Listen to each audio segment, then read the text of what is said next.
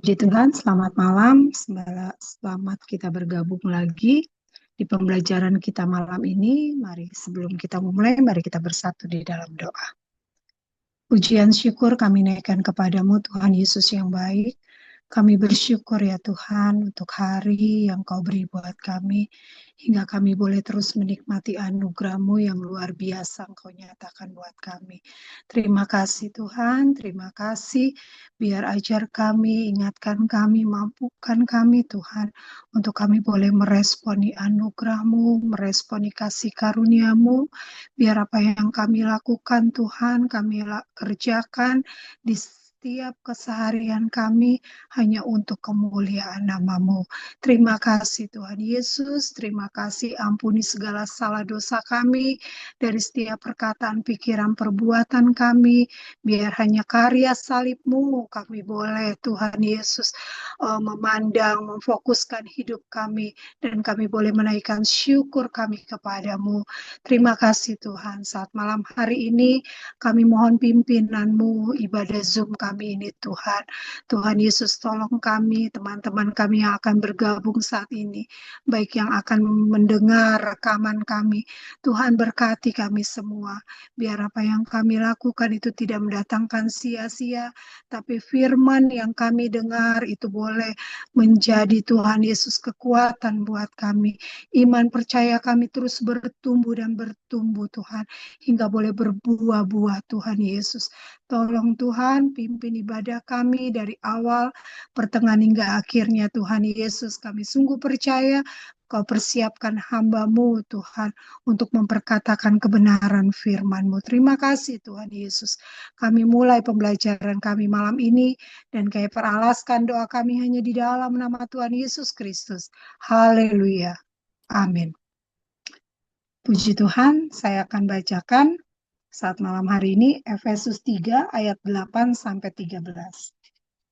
Kepadaku yang paling hina di antara segala orang kudus telah dianugerahkan kasih karunia ini untuk memberitakan kepada orang-orang bukan Yahudi kekayaan Kristus yang tidak terduga itu, dan untuk menyatakan apa isinya tugas penyelenggaraan rahasia yang telah berabad-abad tersembunyi dalam Allah yang menciptakan segala sesuatu, supaya sekarang oleh jemaat diberitahukan pelbagai ragam hikmat Allah kepada pemerintah-pemerintah dan penguasa-penguasa di surga, sesuai dengan maksud abadi yang telah dilaksanakannya dalam Kristus Yesus Tuhan kita. Di dalam Dia kita beroleh keberanian dan jalan masuk kepada Allah dengan penuh kepercayaan oleh iman kita kepadanya. Sebab itu aku minta kepadamu supaya kamu jangan tawar hati melihat kesesakanku karena kamu kesesakanku karena kamu, karena kesesakanku itu adalah kemuliaan. Puji Tuhan. Puji Tuhan, segala hormat kemuliaan bagi Tuhan. Kembali kita dalami kebenaran firman Tuhan. Kita lanjutkan bedah buku kita di malam hari ini, puji Tuhan. Segala hormat kemuliaan bagi Tuhan. Kita malam hari ini akan melihat 3 ayat saja. Ayat 8, 9, dan 10, puji Tuhan.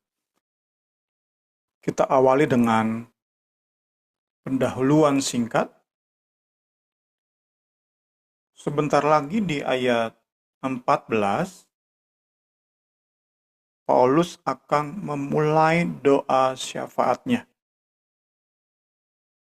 Doa syafaat kepada Allah demi kepentingan jemaat Efesus. Jemaat Efesus yang adalah anak rohani dari Rasul Paulus.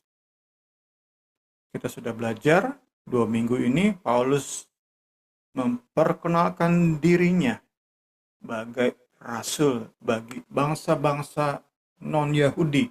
Jemaat Efesus termasuk di dalamnya. Jemaat ini anak rohani bagi Paulus, sangat dikasihi oleh Rasul Paulus. Dan sebentar lagi di ayat 14, Paulus akan kembali menaikkan doa syafaat untuk pertumbuhan rohani jemaat ini, untuk bertambahnya pengertian, pemahaman, pengenalan jemaat ini akan Kristus, akan kasih-Nya, akan kasih Allah di dalam Kristus yang terwujud pada karya Kalvari. Itu mulai ayat 14. Kita 2 minggu ini sudah melihat tentang Paulus sebagai seseorang yang dipercayakan oleh Allah untuk menyingkapkan misteri, sebuah pesan yang sebelumnya dirahasiakan berabad-abad kepada anak-anak manusia, yaitu bahwa melalui Kristus, melalui berita Injil, bangsa-bangsa non-Yahudi juga menjadi penerima berkat Abraham. Itu sudah kita bahas 2 minggu ini, puji Tuhan. Di ayat 8 ini Paulus kembali memperkenalkan dirinya sebagai seseorang yang memang memiliki beban karena memiliki keterkaitan hubungan dengan jemaat Efesus. Sekali lagi, Paulus sebagai rasul bagi bangsa-bangsa non-Yahudi dan jemaat Efesus termasuk di dalamnya. Sebelum Paulus menaikkan doa syafaat bagi jemaat Efesus, Paulus kembali mengingatkan mereka, aku ini rasul bagi kamu. Itu yang menjadi pendahuluan awal kita di malam hari ini, puji Tuhan. Kita lihat sebuah ayat. Di antara seluruh umat Allah, sayalah paling hina. Ayat 8 dalam bahasa Indonesia masa kini. Namun Allah memberikan kepada saya karunia ini, tugas untuk memberitakan kepada orang-orang non-Yahudi kabar baik mengenai kekayaan Kristus yang tidak ada habisnya. Yang dalam bahasa LAI itu tidak terduga itu. Puji Tuhan. Puji Tuhan.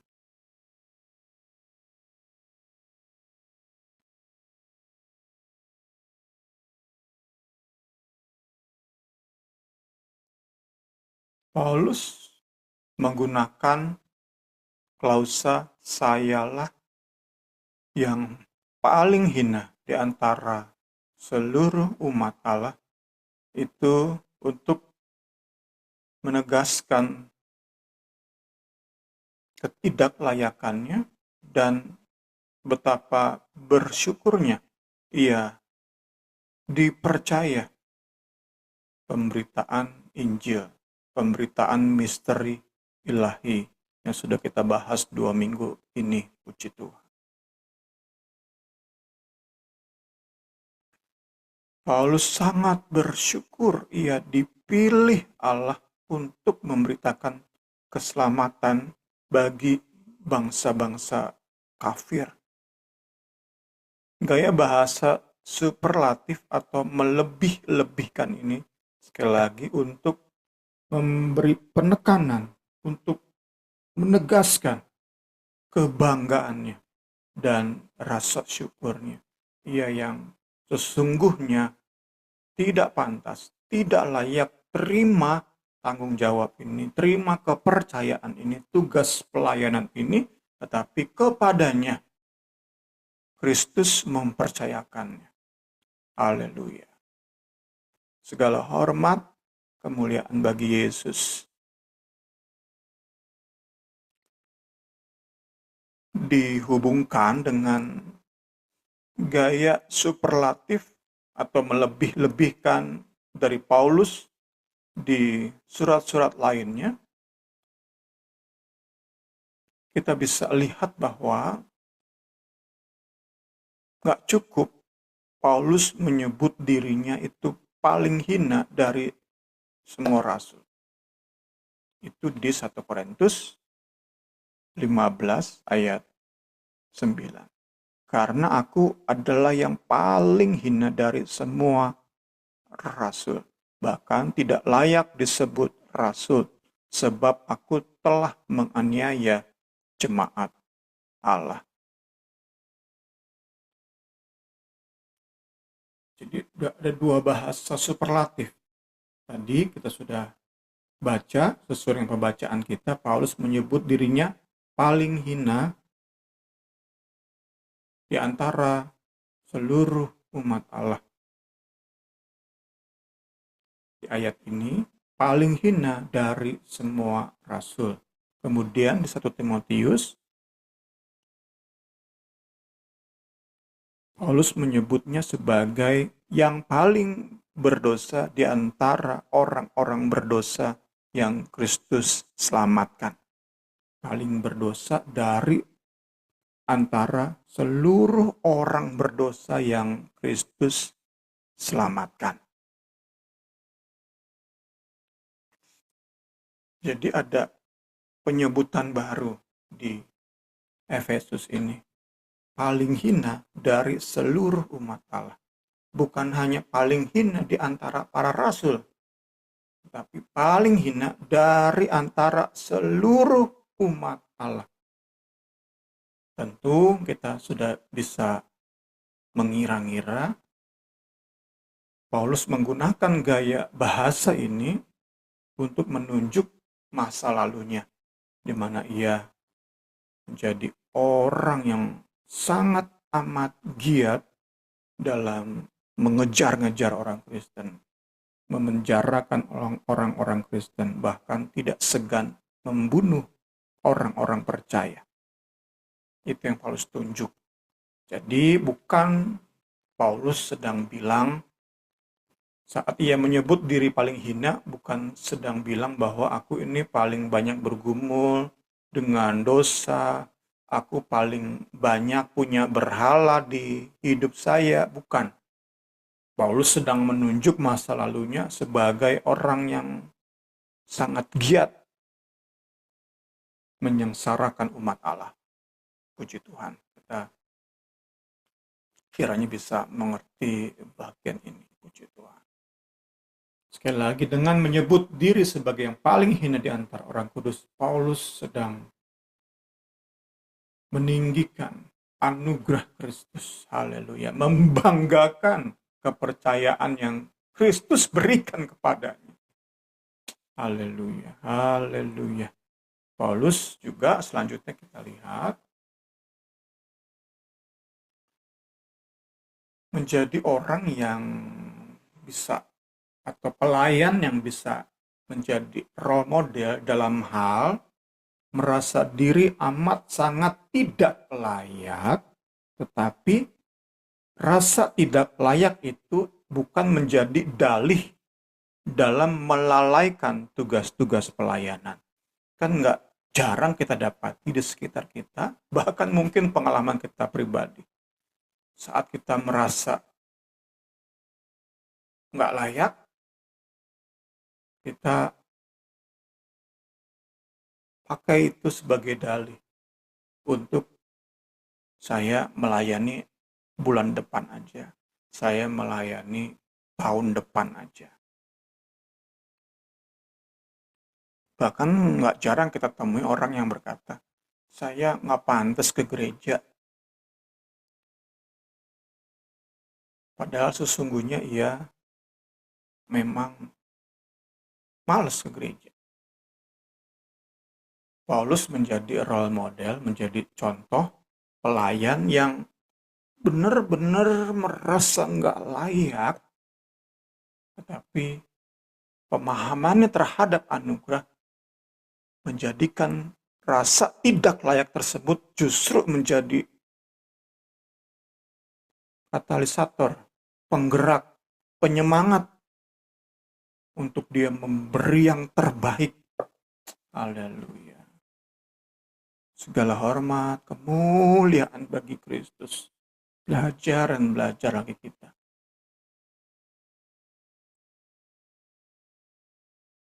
Next, puji Tuhan, termasuk di dalam tugas Paulus, kita lihat di sini adalah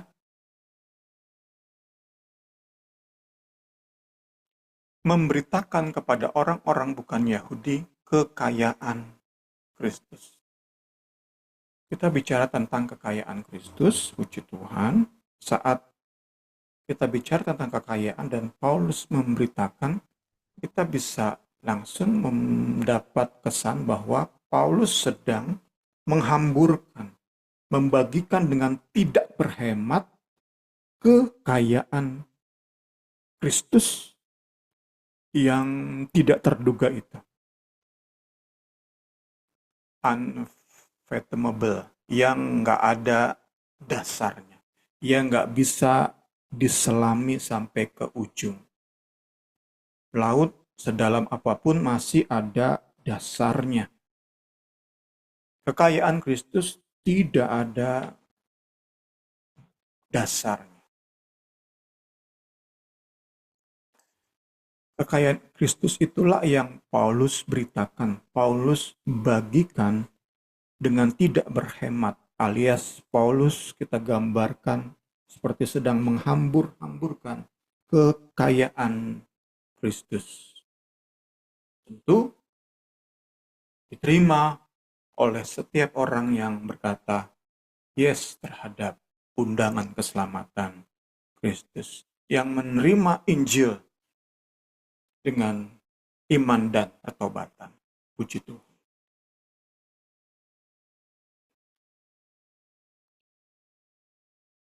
Kekayaan tersebut meliputi berkat-berkat rohani yang di PD Injil terus kita bahas. Setidaknya kan ada 5, ingat saya. Kita baru sampai 2.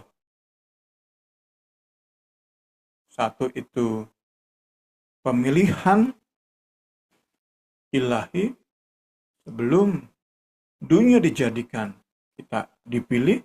Kedua, adopsi rohani. Puji Tuhan, kita akan masih lanjutkan.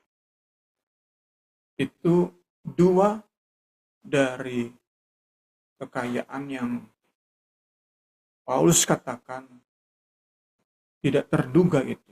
Kekayaan Kristus yang tidak terduga itu. Puji Tuhan, puji Tuhan. Dan kita telah menerima kekayaan Kristus. Kita telah menerima kekayaan Kristus. Kita seharusnya seperti Rasul Paulus yang bisa membagikan kekayaan tersebut kepada sesama. Puji Tuhan. Karena itu implikasinya adalah kita perlu mewaspadai yang namanya mental miskin rohani. Saya berikan ilustrasi dari channel YouTube Guru Gembul saat beliau membahas jatuhnya kurban jiwa di resepsi pernikahan anaknya Kang Deddy Mulyadi. Di sana ia membahas pertanyaan mengapa terus berulang kejadian semacam ini, di mana rakyat yang sebenarnya nggak miskin-miskin banget, tetapi seneng ngejar yang gratisan. Bahkan rela ngantri panjang, rela berdesak-desakan.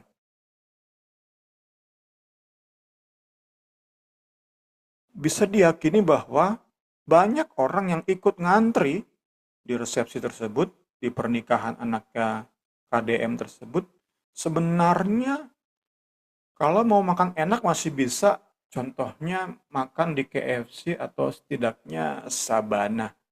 Masih ada duit sebenarnya untuk makan cukup enak. Tetapi mental miskin yang membuat banyak masyarakat Indonesia itu senang banget yang gratisan. Sehingga tadi ya, rela berdesak-desakan, antri, begitu banyak orang. Itu salah satu analisa dari Guru Gembul. Nah, kita bisa terapkan secara rohani. Nggak jarang kita punya mental miskin rohani. Padahal kita sudah terima kekayaan Kristus yang tidak terduga itu. Mengapa? Karena sesat pikir kita. Kita jadi minder saat melihat pendeta dengan ribuan jemaat, pendeta dengan jutaan follower, minder kita. Kita jadi orang-orang Kristen yang sepertinya sangat amat membutuhkan si pendeta untuk bisa terima berkat. Padahal kita punya imam besar, Kristus Yesus namanya, yang sudah memberkati kita dengan segala kekayaan rohani dari perbendaraannya yang tidak terbatas itu. Tapi karena sesat pikir kita, mental miskin kita tuh menjadi orang-orang yang pengennya diberkati terus oleh pendeta-pendeta yang kita kagumi, yang kita idolakan. Di saat sesungguhnya kita punya berkat untuk kita share. Kita punya kekayaan rohani untuk kita share kepada orang-orang di sekeliling kita. Tapi karena mental miskin rohani kita terus menjadi orang-orang Kristen yang mengharap-harapkan mental pengemis rohani di hadapan orang-orang yang kita kagumi.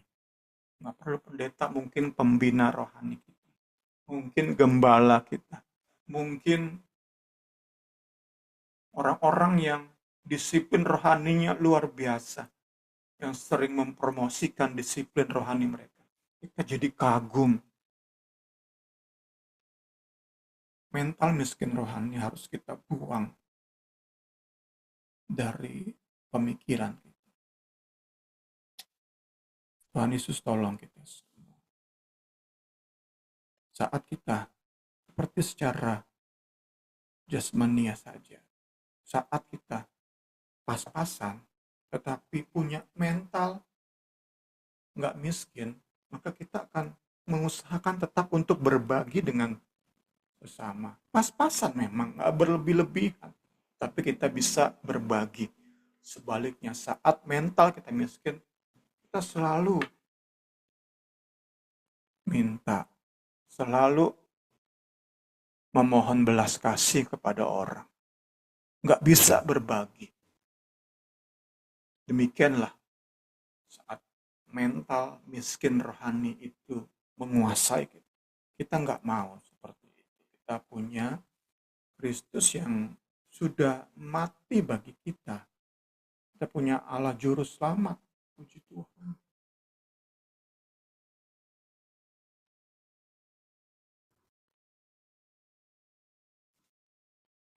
Kita sudah menjadi kaya oleh karena kemiskinan Kristus. Kita nggak mau mempunyai mental miskin rohani karena itu serupa dengan penghinaan terhadap salib Kristus, ya yang sudah mati Kalvari, ia yang menjadi miskin di Kalvari supaya kita kaya. Kita bermental miskin, kita nggak menghargai karyanya. Puji Tuhan. Kita next. Kita dapati sebuah paradoks. Di bagian kita ini kita dapati sebuah paradoks. Dua hal yang tampak bertentangan satu sama lain, tetapi sesungguhnya enggak bertentangan. Kita dapati kan bicara tentang misteri 2 minggu lalu ya. Nah, misteri itu disingkapkan. Misteri tersebut melibatkan kekayaan Kristus, bahkan berpusat pada kekayaan Kristus. Namun dikatakan kekayaan Kristus itu tidak terselami. Jadi Sesuatu yang disingkapkan sebelumnya misteri, disingkapkan sebelumnya rahasia, disingkapkan, tetapi dalam penyingkapan ini tetap ada hal-hal yang tidak terselami. Itu yang merupakan paradoks. Puji Tuhan. Diwakili oleh ayat berikut Kolose 2 ayat 2 sampai 3. Tapi mereka terhibur bersatu dalam kasih, sehingga mereka beroleh segala kekayaan dan keyakinan pengertian, dan ini poinnya, mengenal rahasia Allah, yaitu Kristus. Sebab di dalam dialah tersembunyi segala hikmat dan pengetahuan. Mengenal rahasia Allah. Kita diberi kemampuan untuk mengenal misteri, tetapi di dalam misteri ini terkandung kekayaan Kristus yang tidak bisa kita kenali dengan seutuhnya, secara sempurna. Tetap saja kita perlu terus mengenal dan mengenal lagi. Ini menjadi pengalaman pribadi Paulus. Ia yang telah menerima anugerah untuk dapat mengenal Kristus secara pribadi, tetapi di dalam pengenalan yang begitu intim dan begitu intens, Paulus nggak pernah merasa cukup. Paulus ingin lebih dan lebih lagi mengenal Kristus. Jadi sekali lagi, itulah paradoks. Di satu sisi, Paulus diberi anugerah untuk mengenal Kristus dengan begitu intim, begitu intens. Tapi di sisi lain, dia nggak pernah bisa mengenal Kristus secara sempurna. Karena itulah kita dapati ayat-ayat di Filipi 3. Segala sesuatu kuanggap rugi karena pengenalan akan Kristus Tuhanku lebih mulia daripada semuanya. Oleh karena dialah aku telah melepaskan semuanya itu dan menganggapnya sampah, supaya aku memperoleh Kristus dan berada di dalam dia. Bukan dengan kebenaranku sendiri karena mentaati hukum Taurat, melainkan dengan kebenaran karena kepercayaan kepada Kristus, yaitu kebenaran yang Allah anugerahkan berdasarkan kepercayaan. Yang ku kehendaki. Jadi setelah Paulus katakan, aku meninggalkan semua untuk kenal Kristus. Jadi pengenalan yang begitu rupa, sehingga semua hal-hal yang dahulu ia begitu bangga-banggakan, ia peluk erat-erat, ia lepaskan semua itu, anggap sampah, karena Kristus ia bisa dekap sedemikian rupa. Ia bisa membiarkan dirinya didekap oleh Kristus demikian rupa. Begitu intim, begitu intens Paulus dengan Kristus. Namun, di ayat 10 dikatakan, yang ku kehendaki ialah mengenal dia dan kuasa kebangkitannya. Saat Paulus katakan yang ku kehendaki ialah mengenal dia, bukan berarti Paulus belum mengenal Kristus. Jauh kita dibandingkan dengan Paulus dalam taraf pengenalan. Jauh kita di bawah Paulus. Paulus sudah sangat amat mengenal Kristus. Kehendaknya, karakternya, nature-nya Kristus. Sifat-sifat Kristus. Apa yang senangkan Kristus, apa yang dukakan Kristus. Paulus sudah amat sangat mengenal. Tetapi tetap di ayat 10 Paulus katakan, yang kuhendaki ialah mengenal dia dan kuasa kebangkitan. Ini tadi bicara tentang kita sudah terima anugerah untuk mengenal Kristus, tetapi dalam pengenalan tersebut terus dan terus kita akan seperti menyelam di kedalaman laut yang nggak memiliki dasar. Puji Tuhan. Kita melangkah ke ayat 9. Puji Tuhan. Anugerah Allah yang Paulus terima itu bukan hanya membagikan, menghamburkan pesugihannya Kristus, kekayaannya Kristus. Bukan hanya itu. Sugihnya, bahasa Jawa itu ya, sugihnya Kristus yang tidak memiliki batas itu dihamburkan lewat pemberitaan Injil dari mulut Paulus. Tetapi bukan hanya itu anugerah yang Paulus terima.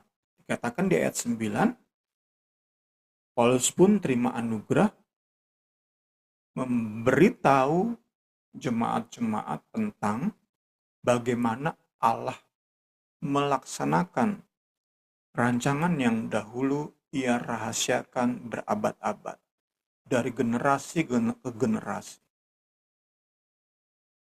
Kita baca ayatnya dalam bahasa Indonesia masa kini, dan juga supaya melalui saya, kembali ini anugerah kepercayaan yang Paulus terima dari Allah,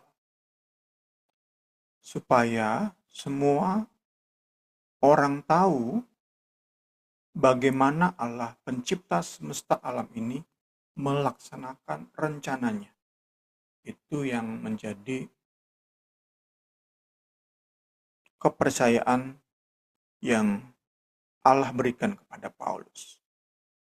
Jadi selain membagikan kekayaan Kristus, Paulus pun bertugas menjelaskan cara Allah melaksanakan planningnya, rancangannya yang disembunyikan berabad-abad.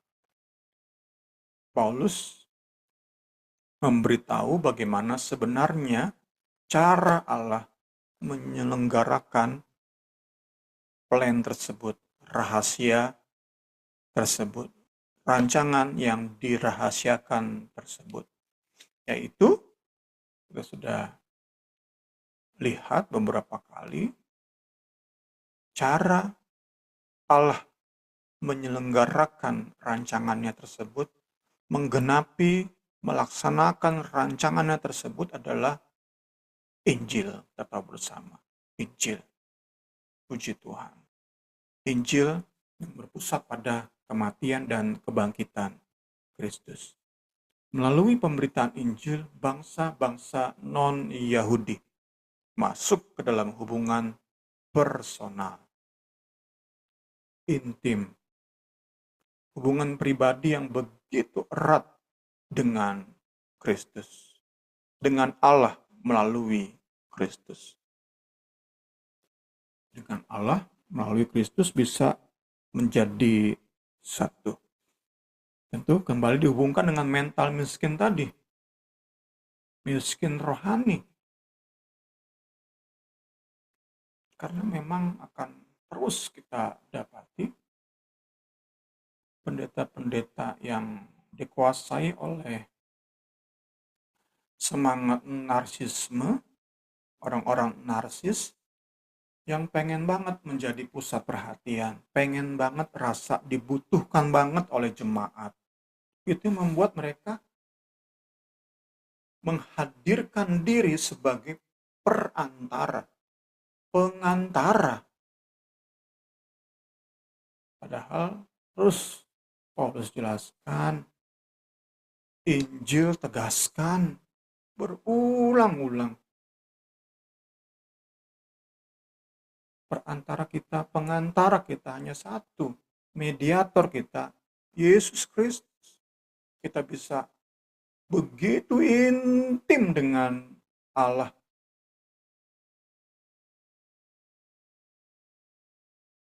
Tapi gitu ya, kalau kita punya mental miskin, ketemu pendeta yang narsis. Plak!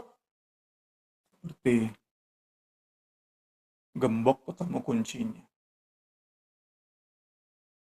Seperti kepingan puzzle, ketemu pasangannya. Pas banget. Yang satu mental miskin, jemaat mental miskin, si pendeta mental narsisme. Plak! Pas banget. Selalu apa-apa, minta doa ke gembala. Gembala juga seneng banget. Apalagi kemudian habis didoakan dikasih PK. Plek banget. Itu penghinaan loh terhadap karya Kalvari loh. Itu penghinaan. Menginjak-injak karya Kalvari dengan kata lain.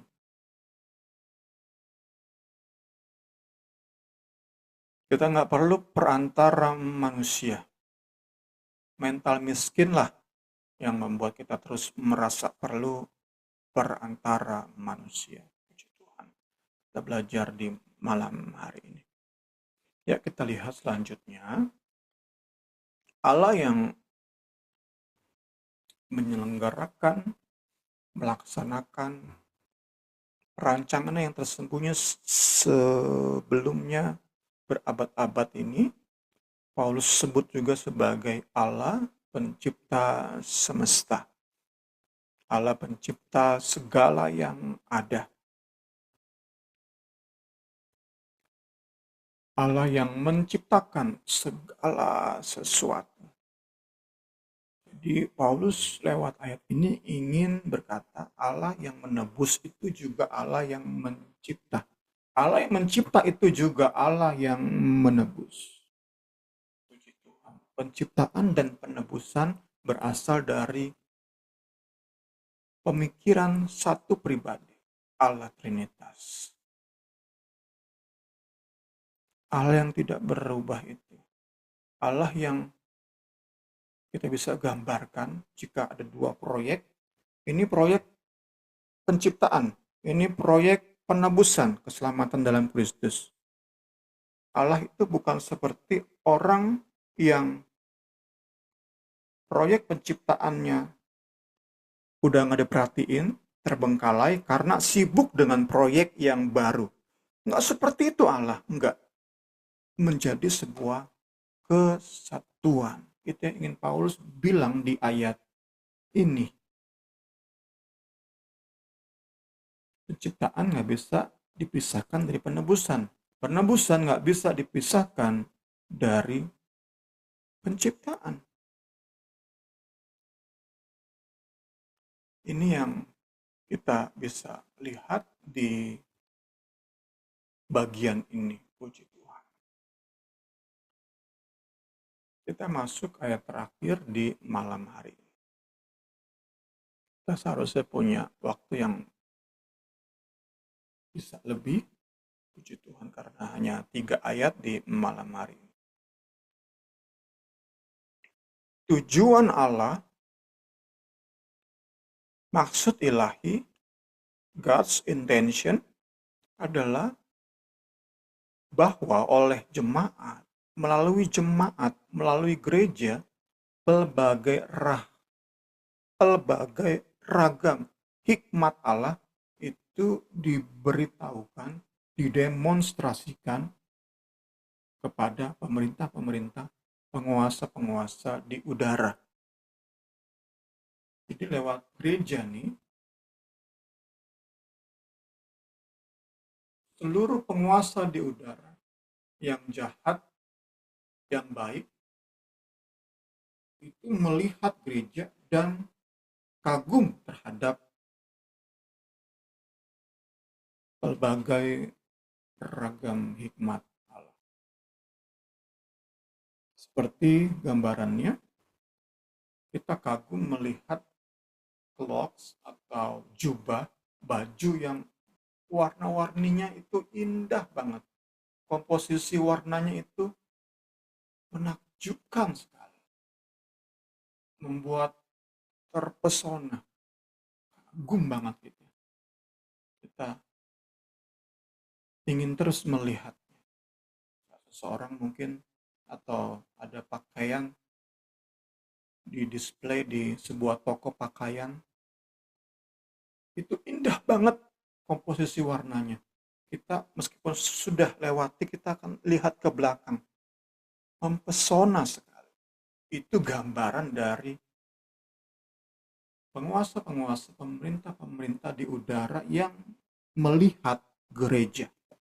Karena di gereja, lewat gereja, oleh gereja, melalui gereja, hikmat Allah itu didemonstrasikan, menjadi nyata di dalam gereja.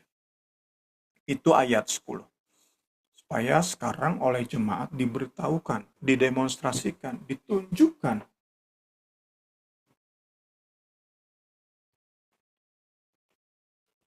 kepada pemerintah-pemerintah dan penguasa-penguasa di surga. Ini tujuan penting kalau kita nggak mau katakan tujuan utama dari rancangan keselamatan Allah di dalam Kristus. Puji Tuhan, puji Tuhan, puji Tuhan. Keindahan ragam hikmat Allah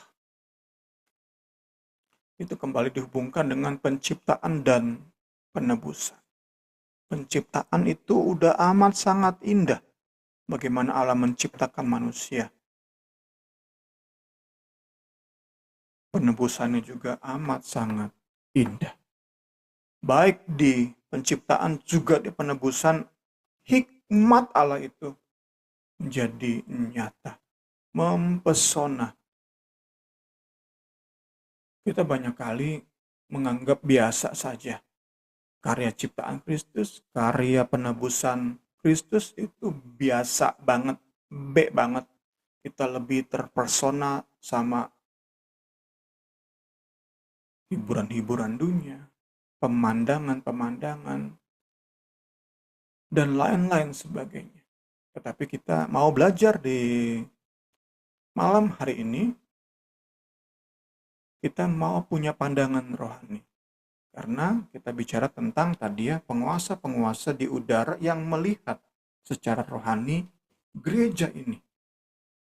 Gereja secara rohani di pemandangan makhluk-makhluk rohani, kita ini sangat indah untuk bicara tentang gereja sebagai kesatuan yang bersifat rohani. Di dalamnya penciptaan ada, di dalamnya penebusan ada. Bercampur dengan indahnya, mempesona banget. Bicara tentang penciptaan, kita tahu bersama,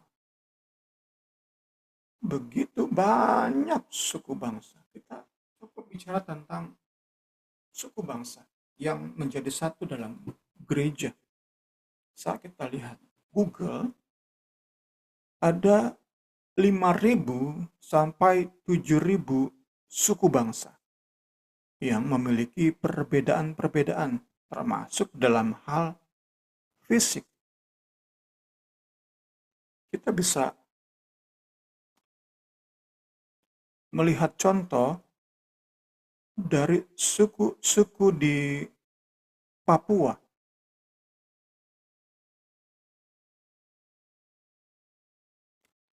Secara sekilas kita akan melihat mereka semua berkulit hitam. Tetapi saat kita masuk ke Papua, bergaul dengan orang Papua, kita bisa dapati begitu banyak suku dan fisik mereka saja sudah berbeda-beda. Fisik mereka saja sudah berbeda-beda.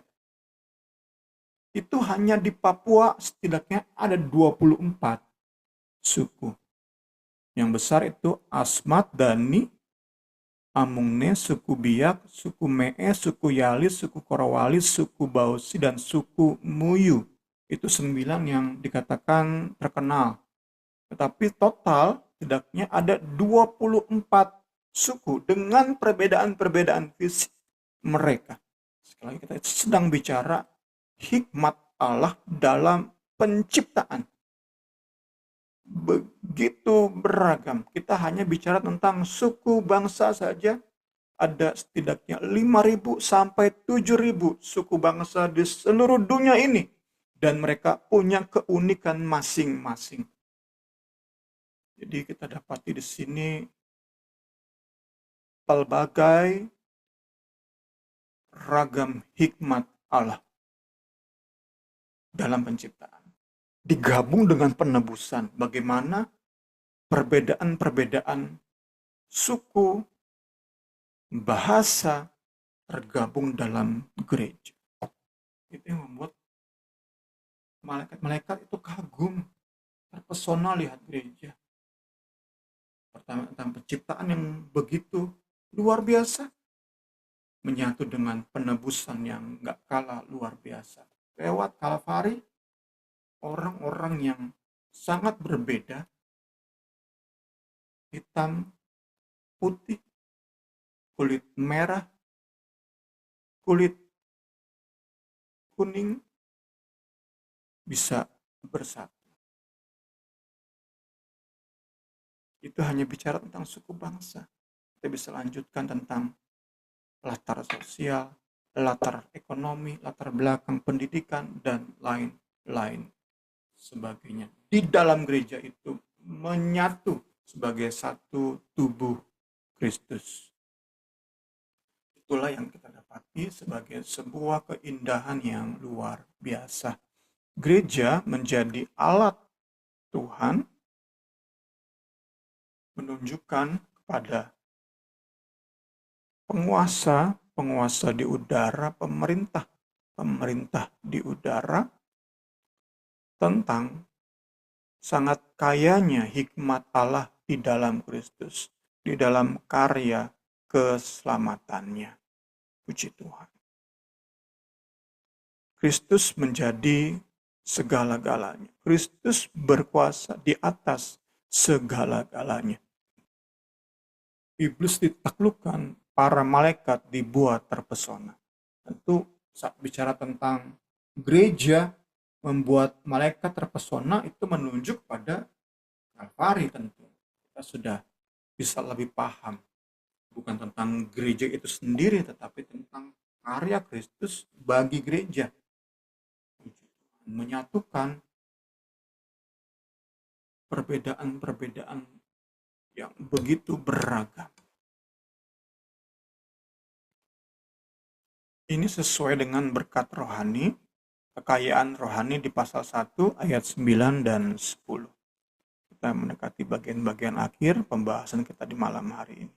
Sebab ia telah menyatakan rahasia kehendaknya kepada kita sesudah rencana kerelaannya, yaitu rencana kerelaan yang dari semula telah ditetapkannya di dalam Kristus sebagai persiapan kegenapan waktu untuk mempersatukan di dalam Kristus sebagai kepala segala sesuatu, baik yang di surga maupun yang di bumi. Pusatnya adalah Kristus. Pusatnya adalah Kristus. Di bumi gereja itu begitu menyatu. Di udara penguasa-penguasa juga terkagum dengan karya Kristus yang nyata dalam gereja. Segala sesuatu memandang kepada Kristus sebagai pusat, sebagai center, fokus dari segala sesuatu. Inilah Efesus 1 ayat 9 sampai 10. Inilah berkat rohani, inilah kekayaan Kristus yang tak terbatas tadi. Inilah pelbagai ragam hikmat Allah. Puji Tuhan, segala hormat, kemuliaan bagi Tuhan. Saya tutup dengan sebuah kutipan dari F.F. Bruce. Beliau mengatakan, gereja itu tampaknya merupakan proyek percontohan, pilot scheme, dari pemulihan semesta yang akan terjadi nanti. Pemulihan semesta secara sempurna yang akan terjadi di masa yang akan datang. Gereja, bagaimana gereja itu tadi ya, dalam perbedaan-perbedaan yang kita sudah bahas kan, yang dahulunya sebelum Kristus berkarya itu nggak mungkin bersatu, Yahudi dan non-Yahudi. Itu menjadi proyek percontohan. Kalau Yahudi dan non-Yahudi saja bisa bersatu di dalam gereja, nanti dapat dipastikan bahwa semua elemen-elemen dalam semesta akan dipulihkan, akan bersesuaian satu sama lain di bawah Kristus. Sekarang kan kita lihat kenapa terjadi gempa, karena ada pergeseran. Berarti kan belum pas. Pergeseran katanya lempeng-lempeng bumi. Berarti kan nggak ngepas tuh, makanya ada bergeser. Berarti ada space kosong, sehingga harus bergeser lempengan-lempengan tersebut untuk mendapati posisi yang lebih pas. Berarti kan bumi ini dalam kondisi nggak berdamai dengan dirinya sendiri. Earth, bumi ini di mana kita berdiam di dalamnya, itu nggak berdamai dengan dirinya sendiri. Nah, gereja itu menjadi proyek percontohan. Rekonsiliasi Yahudi dan non-Yahudi itu menjadi proyek percontohan. Kalau mereka bisa bersatu, maka bumi dengan segala isinya, semesta ini dengan segala isinya, pasti nanti bersatu. Tadi ya, kita sudah bahas panjang lebar, diingatkan lagi. Yahudi dan non-Yahudi itu nggak mungkin bersatu. Tanpa Kristus nggak mungkin bersatu. Karena dengan Taurat, semakin hari pemisahan semakin tebal, semakin kokoh pemisahannya oleh tembok yang nggak mungkin bisa didobrak, diruntuhkan oleh siapapun. Hanya Kristus yang meruntuhkan tembok tersebut. Nah, kalau Yahudi dan non-Yahudi yang nggak mungkin bersatu itu bisa bersatu, maka seluruh semesta ini saatnya nanti benar-benar klop semua. Benar-benar rekonsiliasi semuanya. Benar-benar dipulihkan secara sempurna. Udah saling mengisi, nggak ada lagi pergeseran lempeng-lempeng bumi. Karena semua posisi tepat banget. Karya Kristus kembali kita kagumi lewat pembelajaran kita di malam hari ini. Kita yang masih kurang kagum terhadap karya Kristus, karya Kalvari, kiranya pembelajaran kita malam hari ini menambahkan, membangkitkan puji Tuhan. Haleluya, segala hormat kemuliaan bagi Kristus. Saya kembalikan kepada Ibu Rini. Puji Tuhan. Saat malam hari ini kita ada banyak nih, ada Bowu, ada Agnes, ada Niar. Mungkin ada yang ditanyakan atau menambahkan boleh tentang pembahasan malam ini.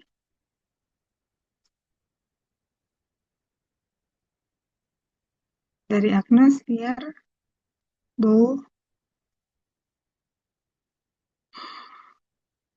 Oke, kalau nggak ada, kita akan tutup pembelajaran kita.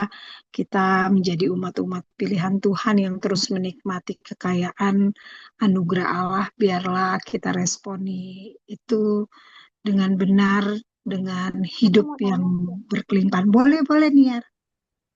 Iya, maaf ya Kak, karena kalau mikir tuh agak lama gitu. Iya, ya. Iya, makasih Bung. Saya mau nanya Bung, kalau apa ya penjelasannya Bung Semi tadi em, itu mengingatkan kita kalau kita tuh benar-benar di mata Tuhan adalah ciptaan yang indah, Tuhan bekerja luar biasa, bahkan gereja-gereja Tuhan itu menjadi sebuah contoh yang luar biasa gitu, menjadi sebuah sesuatu yang manis, yang indah bagi penguasa-penguasa di luar sana gitu.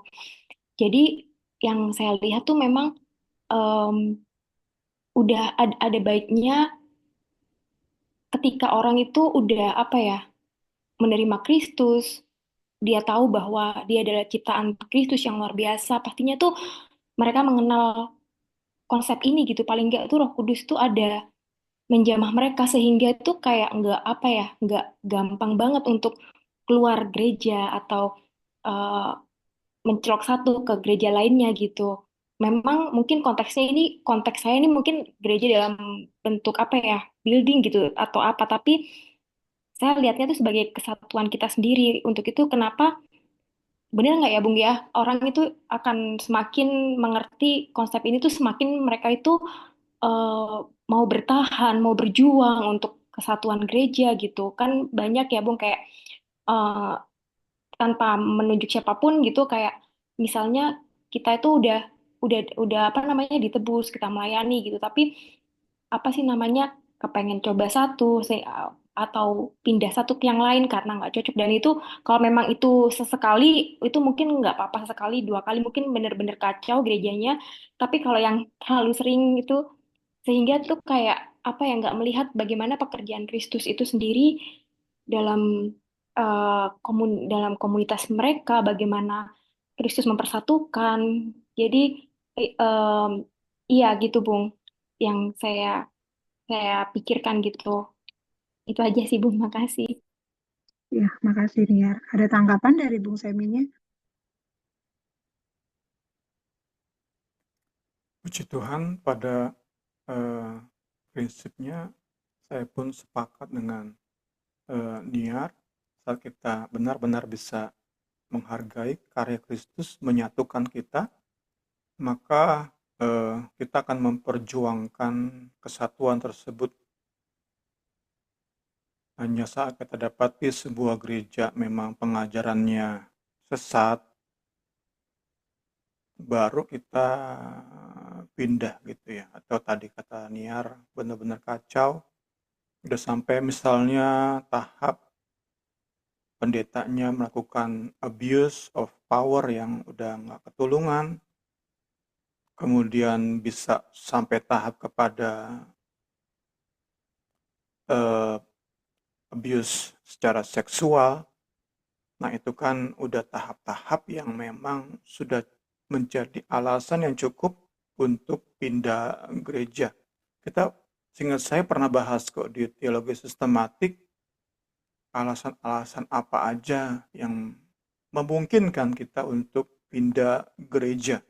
Tapi tadi ya, selain alasan-alasan ekstrim tersebut, kita sudah seharusnya sebagai penghargaan kita setinggi-tingginya terhadap karya Kalvari yang menyatukan kita di dalam lingkup gereja lokal, maka kita sebagai bukti penghargaan kita, kita akan memperjuangkan kesatuan tersebut.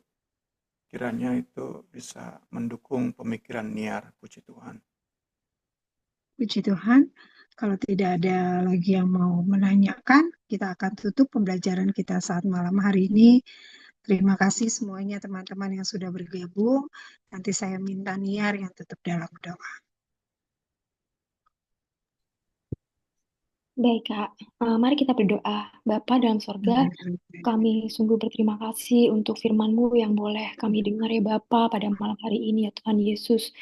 Tuhan Yesus, sungguh kami rindu ya Bapa, mata hati kami, pikiran kami terus terpusat kepadamu ya Bapa. Kami ingin ya Tuhan Yesus setiap hari ya Tuhan Yesus bertumbuh akan pengenalan akan Engkau ya Bapa.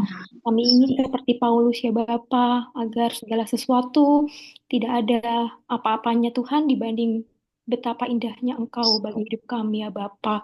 Tuhan Yesus yang tolong hati kami Tuhan, Tuhan Yesus yang tolong pikiran ya Tuhan Yesus, agar kami boleh terus berfokus kepadamu ya Bapa.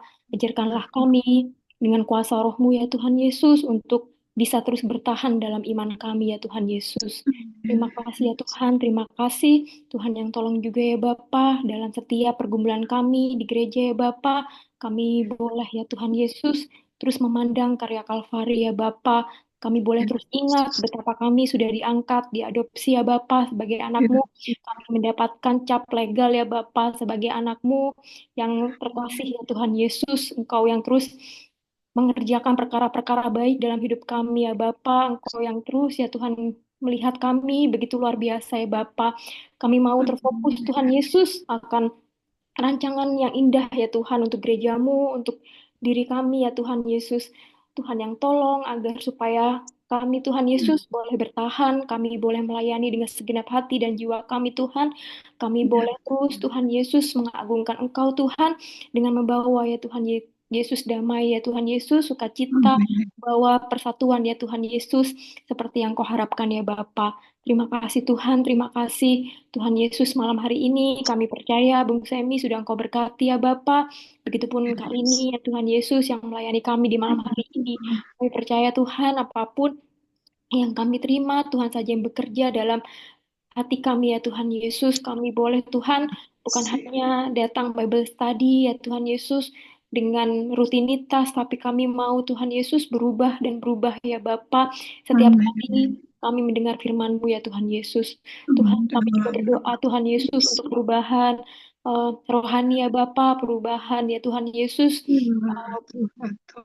transformasi ya Tuhan Yesus dalam jiwa pikiran anak-anak-Mu Tuhan Yesus dalam gereja kami ya Bapa. Tuhan yang tolong karena tiada yang lebih ya Tuhan Yesus kami harapkan selain kami semua Tuhan menjadi manusia baru, menjadi manusia-manusia yang semakin disempurnakan dalam Engkau ya Bapa.